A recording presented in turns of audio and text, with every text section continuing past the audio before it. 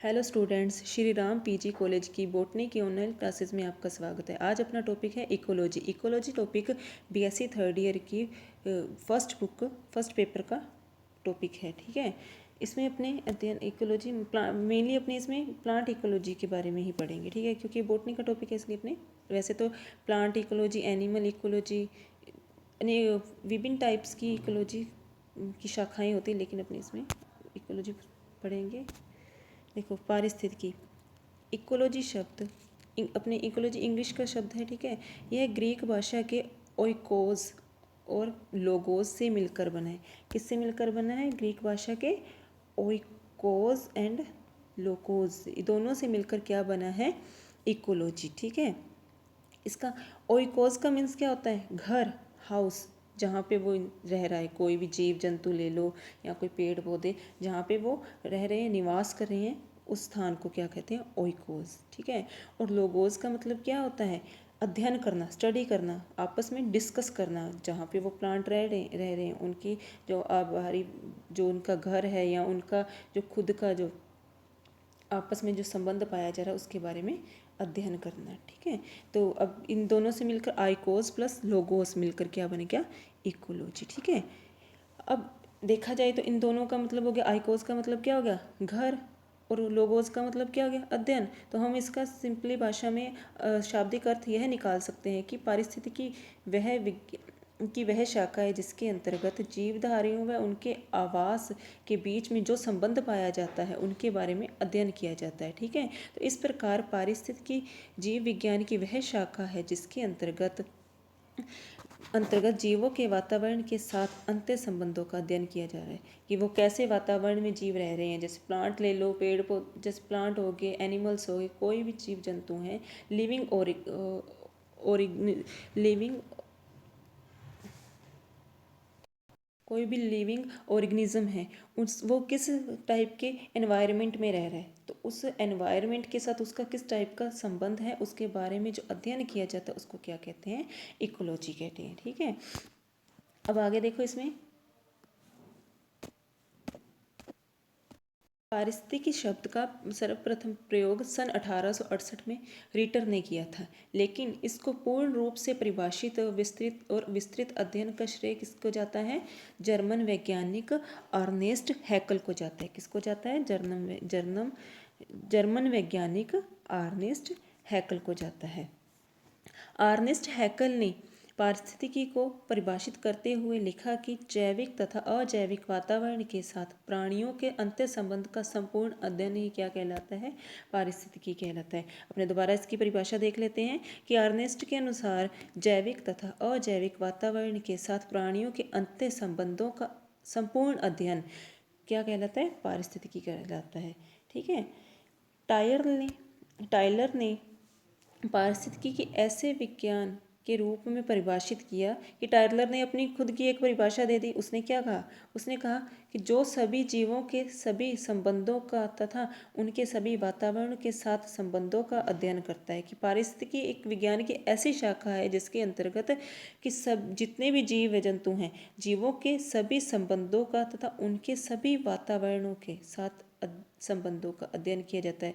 कि अगर वो जलीय जीव है तो उसके जलीय वातावरण का जितना भी जलीय एनवायरनमेंट है, कैसे पानी में रह रहा है, खारे पानी में रह रहा है, मीठे पानी में रह रहा है, इन सब के बीच में उनका उसके साथ क्या रिलेशन है, वो उसको किस टाइप से प्रभावित कर रहा है। ठीक है, इसके बारे में अध्ययन किया जाता है। कि वैसे वो अगर वो स्थलीय प्राणी हैं, कोई भी जैसे रेगिस्तान में रहने वाले जीव हैं, तो जो रेगिस्तान में जीव रह रहे हैं उनमें किस टाइप की बॉडी उनके बीच में कैसे उनकी स्ट्रक्चर होती है और उसके जो वातावरण के साथ किस टाइप से वो संबंध प्रदर्शित करते हैं, इसके बारे में अध्ययन किया जाता है। ठीक है, उपरोक्त सभी परिभाषाओं से यह निष्कर्ष निकलता है कि पारिस्थितिकी प्रकृति में पाए जाने वाले विभिन्न जीव जंतुओं के आपसी संबंधों के साथ साथ उनके जीवन को प्रभावित करने वाले विभिन्न जैविक तथा अजैविक घटकों का अध्ययन करता है। मतलब उसमें जैविक और अजैविक घटक आ जाएंगे। जैविक घटक कौन सा आ जाएंगे? लिविंग ऑर्गेनिज्म आ जाएंगे, सारे पेड़ पौधे, जीव जंतु। अजैविक घटक कौन सा आ जाएंगे? चारों तरफ का वातावरण आ जाएगा। ठीक है, जैसे उसमें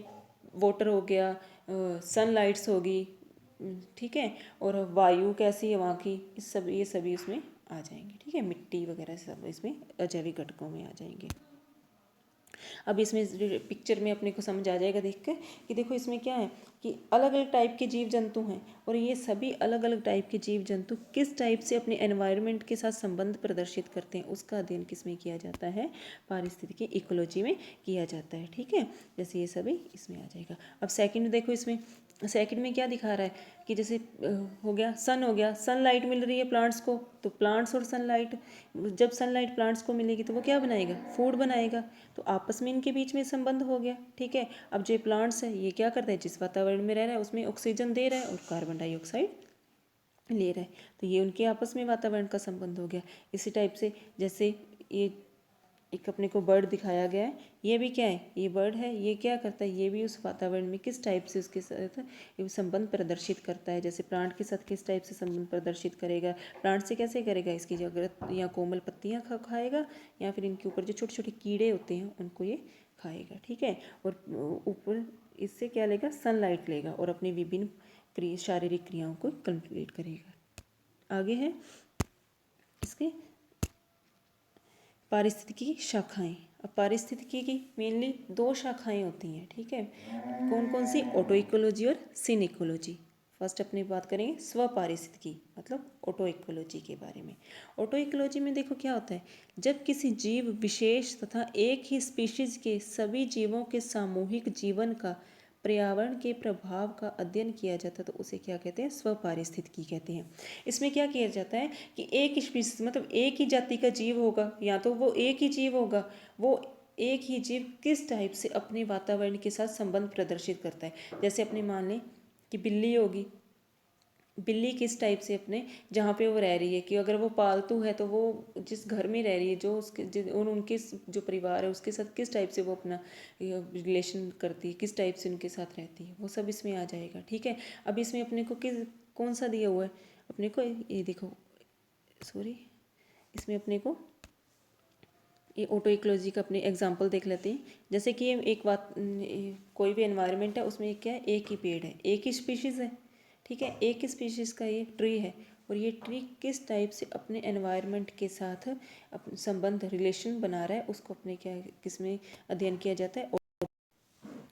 अब दूसरा देखो, दूसरा टाइप कौन सा है, स्वपारिस्थितिकी मतलब सिन इकोलॉजी। सिन इकोलॉजी में क्या होगा, जैसे देखो ऑटो इकोलॉजी में तो क्या हुआ है, एक ही स्पीशीज़ है, कोई एक ही जीव विशेष है तो उसका उसके वातावरण के साथ किस टाइप का संबंध है उसके बारे में अध्ययन किया जाता है। और सम पारिस्थितिकी मतलब सिन पारिस्थितिकी, मीन इसमें क्या होगा कि समूह, एक समूह होगा, विभिन्न समूहों और देखो जब जीव के विभिन्न समूहों और उनका पर्यावरण के साथ संबंधों का अध्ययन किया जाता है तो उसको क्या कहते हैं, समपारिस्थितिकी कहा जाता है। ठीक है, मतलब पूरा समूह होगा, कम्युनिटी होगी। जैसे ये अपने को एग्जांपल किसका दिया, जंगल का, तो जंगल में तो किसी भी टाइप के पेड़ पौधे हो सकते हैं।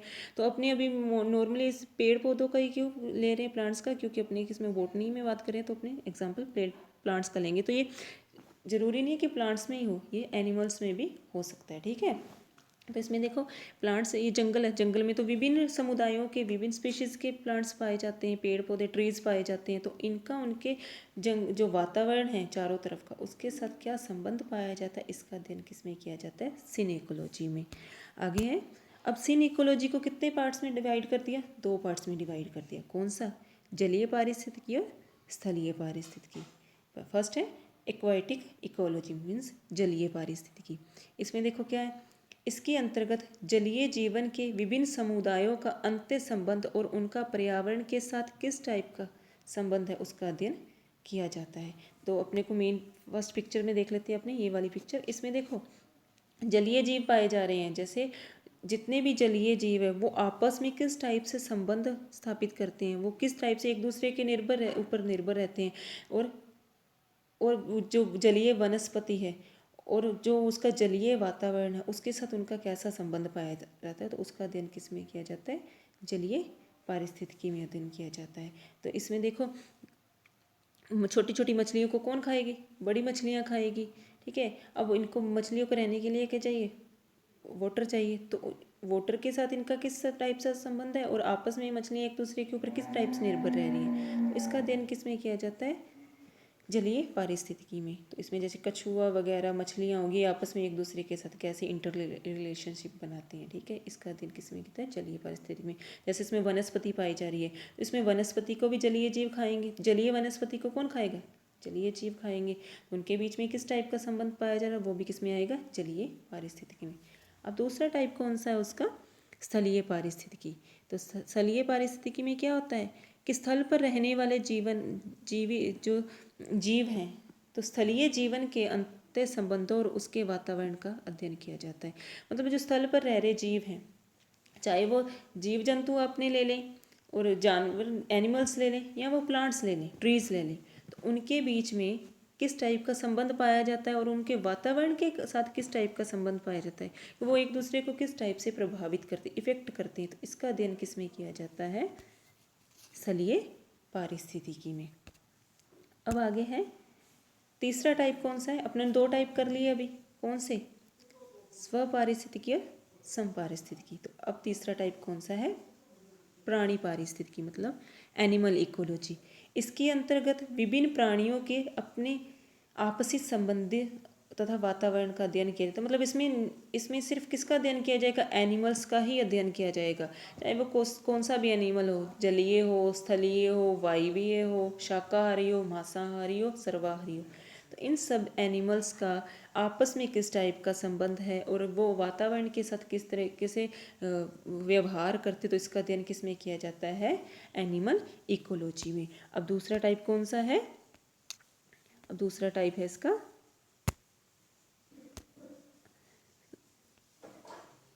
Plant ecology.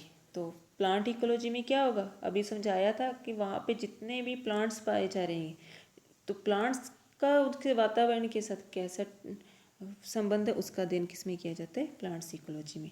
अब अगला पार्ट कौन सा है? आवास पारिस्थितिकी।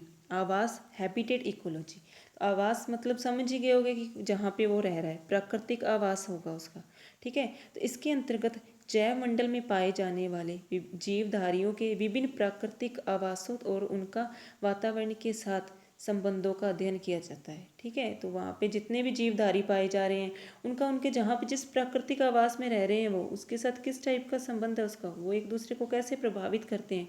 जैसे कोई जंगली जीव है तो वो जंगल में रह रहा है, तो उसका प्राकृतिक आवास क्या हो गया? जंगल। तो वो जंगल में जितने भी प्लांट्स हैं या वहाँ पे जितना भी उसका वातावरण है, जो माहौल बना हुआ, उसके साथ किस टाइप से व्यवहार प्रदर्शित करता है, उसका अध्ययन किस में किया जाता है? हैबिटेट इकोलॉजी में। फिर है संरक्षण पारिस्थितिकी। संरक्षण पारिस्थितिकी में देखो क्या होगा? संरक्षण पारिस्थितिकी में इसके अंतर्गत विभिन्न प्राकृतिक संसाधनों के उचित प्रबंधन, प्रयोग तथा पर्यावरणीय दृष्टिकोण से उनके संरक्षण के महत्व का अध्ययन किया जाता है। कि वहाँ पे जितने भी प्राकृतिक संसाधन हैं, क्योंकि अभी क्या हो रहा है, इनका अंधाधुंध यूज़ किया जा रहा है, ठीक है। तो जिसके कारण क्या हो रहा है, इनका कमी आ रही है प्राकृतिक संसाधनों में। तो इनके उचित प्रबंधन, प्रयोग व पर्यावरणीय दृष्टिकोण से इनके संरक्षण के जो नियम बनाए जाते हैं, उनके महत्व का जो अध्ययन किया जाता है, वो किस में आता है? संरक्षण पारिस्थितिकी में। फिर है 7 नंबर पे विकिरण पारिस्थितिकी, रेडिएशन इकोलॉजी। इसके अंतर्गत विभिन्न प्रकार के विकिरण तथा रेडियो सक्रिय पदार्थों का पर्यावरण व जीवधारियों पर पड़ने वाले प्रभावों का अध्ययन किया जाता है। कि जो रेडिएशन विकिरण है, उसका कैसा जीवधारियों पर, प्लांट्स पर कैसा प्रभाव पड़ता है, कि हानिकारक या लाभदायक। तो इसका जो अध्ययन किया जाता है वो किस में आता है? विकिरण पारिस्थितिकी में। लास्ट पॉइंट क्या है? लास्ट टाइप क्या है उसका? मानव पारिस्थितिकी, ह्यूमन इकोलॉजी। तो इसके नाम से पता चल रहा है कि क्या होगा, इसके अंतर्गत किसका अध्ययन किया जाएगा? मानव और उसको प्रभावित करने वाले वातावरण का अध्ययन किया जाएगा। तो वो क्या कहलाता है? Human ecology. इसमें देखो अपने को पिक्चर में से समझ आ जाएगा। फर्स्ट कौन सी पिक्चर है? एनिमल इकोलॉजी की। इसमें देखो एनिमल इकोलॉजी में पूरी एनिमल इकोलॉजी की पिक्चर है। इसमें अपने को अभी बताया इसने कि वहाँ पे जो एनिमल्स रह रहे हैं, तो वो अपने जो वातावरण के साथ किस टाइप से संबंध प्रदर्शित करते हैं, वो एनिमल इकोलॉजी में आ जाएगा। दूसरा किसका आ गया? Plant ecology. वहाँ जैसे जंगल का अपने को दिखाएगा, वहाँ पे जितने भी प्लांट्स पाए जा रहे हैं वो किस टाइप से अपने वातावरण के साथ संबंध प्रदर्शित करते हैं। ये हैबिटेट हो गया। हैबिटेट में देखो क्या बताया अपने को,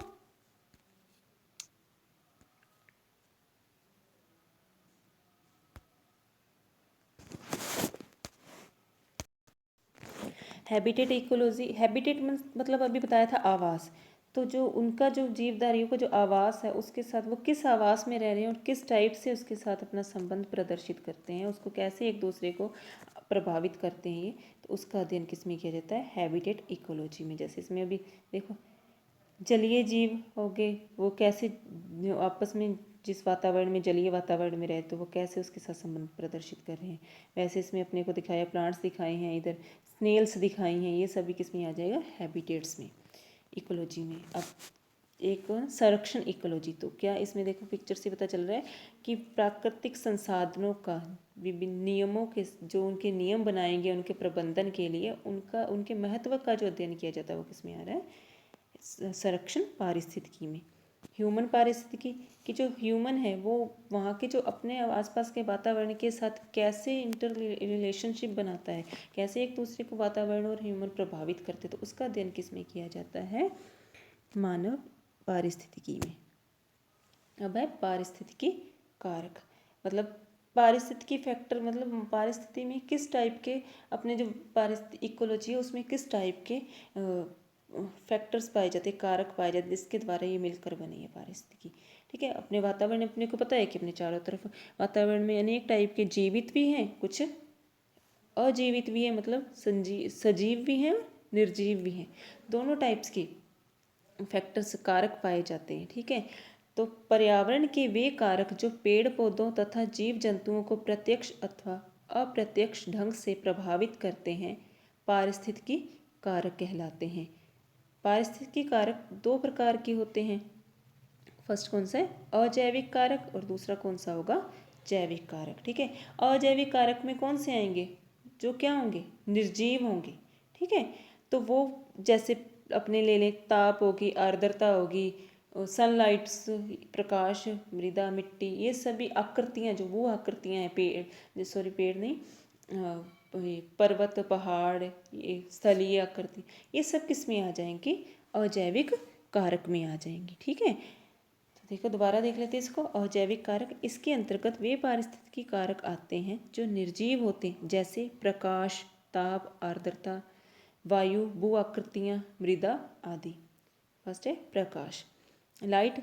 तो प्रकाश एक महत्वपूर्ण जलवायवीय कारक है। प्रकाश के द्वारा पौधे प्रकाश संश्लेषण विधि से अपना भोजन बनाते हैं, तो ये सनलाइट है। ठीक है, तो जो इसमें देखो क्या होगा, सनलाइट जब होगी तो क्या करेंगे, सनलाइट लेके प्लांट्स क्या बनाएंगे, प्रकाश संश्लेषण के द्वारा अपना फूड बनाएंगे। ठीक है, जंतु समुदाय भोजन के लिए पौधों पर निर्भर रहते हैं। अब क्या होगा, पौधे में गति, बीज, अंकुरण, श्वसन, वाष्पोत्सर्जन आदि क्रियाओं के लिए प्रकाश जरूरी है। ठीक है, तो प्रकाश का प्रभाव उस पर पड़ता ही पड़ता है। प्रकाश के गुण, मात्रा तथा अवधि का प्रभाव पौधों पर पड़ता है। नीले रंग के प्रकाश में प्रकाश संश्लेषण की क्रिया कम तथा लाल रंग में सबसे अधिक होती है। प्रकाश की अवधि के आधार पर पौधों को 3 भागों में विभाजित किया गया। अब प्लांट्स को भी प्रकाश के आधार पर, उसके प्रकाश जो सनलाइट है उसकी अवधि के आधार पर, टाइम के आधार पर विभाजित कर दिया। तो फर्स्ट कौन सा है, दीर्घ प्रकाशीय पौधे, जैसे हेनबिन, गुलाब। ठीक है, जैसे लॉन्ग डे प्लांट्स कह सकते हैं, जो उसमें ज़्यादा टाइम के लिए सनलाइट को यूज़ करते हैं। ठीक है, अल्प प्रकाशीय प्लांट्स कौन से होंगे, सोयाबीन, तंबाकू आदि। और प्रकाश उदासीन प्लांट्स होते हैं, सूर्यमुखी, कपास, टमाटर, मिर्च आदि। ठीक है, अब आगे है इसका ताप, टेम्परेचर। ताप का प्रभाव जीवों की रचना, क्रियाओं तथा प्रजनन पर पड़ता है। ताप के परिवर्तन के कारण पौधों की दैनिक क्रिया पर प्रभाव पड़ता है। दैनिक क्रिया के लिए औसतन 10 डिग्री सेल्सियस से 45 डिग्री सेल्सियस तक का ताप आवश्यक होता है। ताप के कारण पौधों में होने वाली अनुक्रियाएं तापकालिकता कहलाती हैं। तापमान के बढ़ने से पौधों में वाष्पोत्सर्जन की क्रिया बढ़ जाती है। तो ताप किसी न किसी रूप से अपने को जो भी अपने प्लांट्स हैं, एनिमल्स हैं, इन सबको क्या करता है, इफ़ेक्ट करता है। जैसे अगर कम हो जाए, औसतन ताप से कम ताप हो जाए तो ठंड हो जाती है, और ठंड अगर ज़्यादा बढ़ जाए तो तभी भी जीव निष्क्रिय हो सकते हैं, और प्लांट्स भी हैं उनके ऊपर भी कोई ना कोई उसका इफ़ेक्ट पड़ता ही पड़ता है। ठीक है, अगर मैक्सिमम जो टेम्परेचर है उससे ज़्यादा टेम्परेचर हो जाए तो क्या होने लग जाता है, गर्मी बढ़ने लग जाती है, जिसके कारण जो प्लांट्स होंगे उनमें पानी की कमी होने लग जाती है, वो सूखने लग जाते हैं। जैसे इसमें बताया भी अपने को, अब इसमें एक बताया अपने को कि ताप के कारण पौधों में होने वाली अनुक्रियाएं तापकालिकता कहलाती है। मतलब प्लांट्स में जैसे कलियों का खिलना, ये भी क्या है, तापकालिकता ही है। ठीक है, तो उसको एक नॉर्मल टेम्परेचर पर क्या होगा, वो कली खिलती है। अगर ज़्यादा टेम्परेचर बढ़ जाए तो वो सड़ सकती है। ठीक है, कली सड़ जाएगी।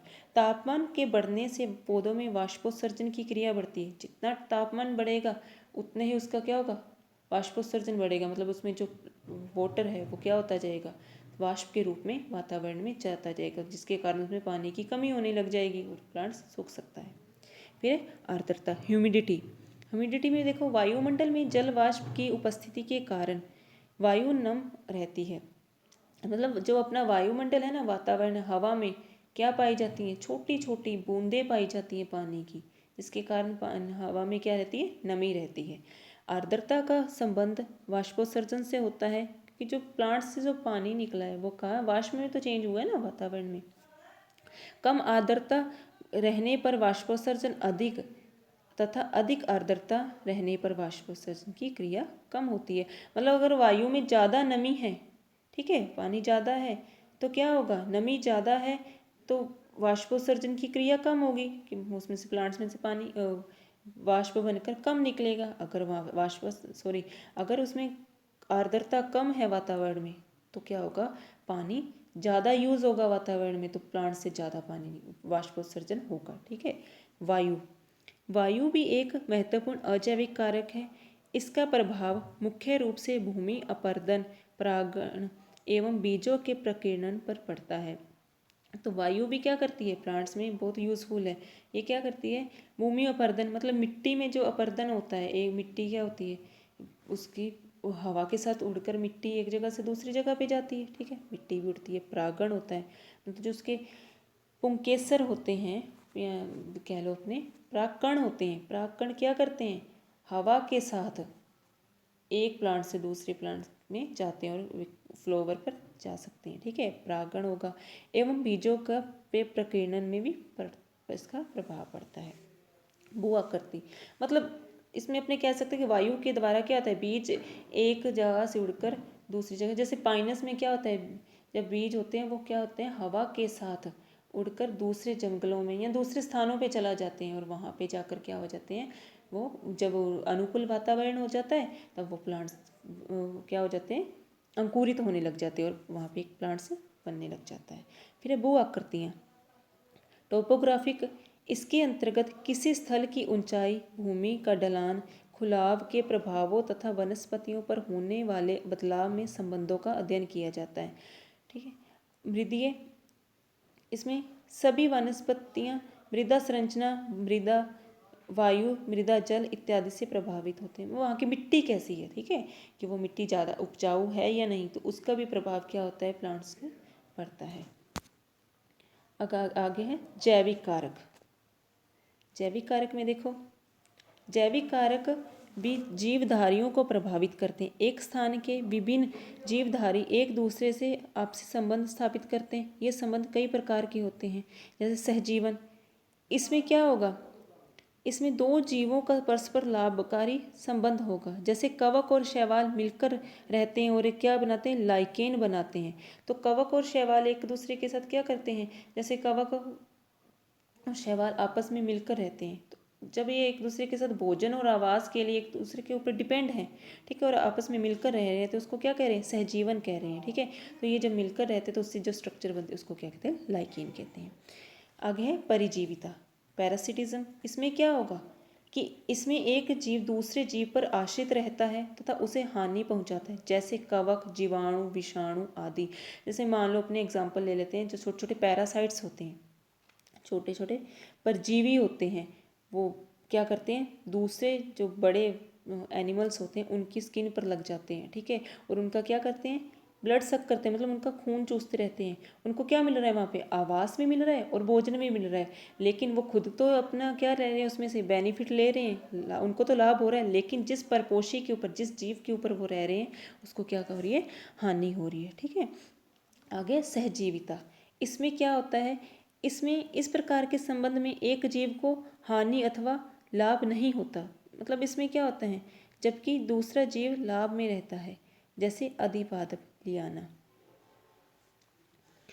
कम्युनिज्म में क्या होगा कि वो एक दूसरे के साथ संबंध स्थापित करेंगे, लेकिन एक दूसरे को ना ज़्यादा वो प्रभावित करेंगे, ना ज़्यादा उसको हानि पहुंचाएंगे, ना लाभ पहुंचाएंगे, मतलब एक एक उनके बीच में एक अंडरस्टैंडिंग होती है, ठीक है। जैसे अपनी बात करें, क्योंकि घास स्थल है, वहाँ पे क्या हो रहा है, कोई भी अपने मान लें कोई भी चारा चरने वाला पशु है, ठीक है, कोई भी गाय होगी, भैंस होगी, वो क्या कर चारा चर रही है, वो जब घास खाएगी तो घास हिलेगा, घास हिलेगा तो वहाँ से क्या निकलेंगे, छोटे छोटे कीट निकलेंगे, उन कीटों को कौन खाएगा, बगुला खा लेगा। तो एक दूसरे के साथ क्या करें, एक संबंध स्थापित करें, लेकिन एक दूसरे को ये क्या करें, हानि नहीं पहुँचा रहे, लेकिन एक जीव दूसरे को क्या पहुँचा रहा है, लाभ पहुँचा रहा है। जैसे उसने क्या किया, जो शाकाहारी जीव था, उसने जब वो खाया, मतलब कोई भी घास को खाया, तो जब घास हिला उसमें से कीट निकला, तो वो किसने खा लिया, बगुले ने खा लिया, तो बगुले को क्या हुआ, लाभ होगा। वैसे ही आगे है परभक्षण। प्रीडेशन में देखो क्या होता है, इस प्रकार के संबंध में एक जीव दूसरे जीव का पूरी तरह से भक्षण कर लेता है, जैसे जुफेकस, आर्थ्रोवोट्रिक्स आदि। तो इसमें क्या होगा कि वो एक जीव होगा, वो दूसरे को क्या कर जाएगा, बिल्कुल ही उसका भक्षण, मतलब उसको बिल्कुल ही खत्म कर देगा, ठीक है। आगे है मृतोपजीविता। इसमें देखो क्या आता है, इस प्रकार के संबंध में वैसे जीव आते हैं जो सड़े गले पदार्थों पर आश्रित रहते होते हैं, जैसे कवक हो गया, यूटिया हो गया आदि। मतलब इसमें क्या करेंगे, जो मरे हुए प्लांट्स हैं या जीव जंतु हैं, उनको कवक वगैरह क्या करते हैं, उनके ऊपर आश्रित रहते हैं, उनको वहाँ से उनको क्या मिलता रहता है, उनको पोषण मिलता रहता है, ठीक है। ये सब आपने अपने आज डिस्कस कर लिया, ठीक है। आपने आज इकोलॉजी के बारे में अध्ययन कर लिया, ठीक है। तो थैंक यू, अपने कल आगे इकोसिस्टम के बारे में अध्ययन करेंगे।